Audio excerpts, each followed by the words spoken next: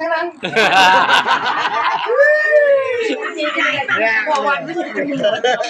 โยกทางคนเล่าทางจิตจะได้สงบวันนี้แหละเพิ่นมาที่เราไหวจะมาบอกอย่างไปเลยต้นไปไปแนวเพิ่นมาทำเว้นมาเจ้า พอบักตูนในตีมันเป็นคอยใดมีผู้ทื่ออยู่ในสิกินในถ้ำบ่ได้กูว่าแล้วเสียวกูว่าแล้วมึงจะเย็นเล้ากูว่ารัฐบาลมึงจะเย็นเลยจะกูกินไม่ใช่เป็นน้ำเลยเรามันมองมันที่เป็นผู้เบาไหมจะรอเบา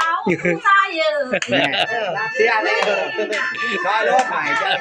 เอ๋เลยเสียเองเสียหน้าคนใหญ่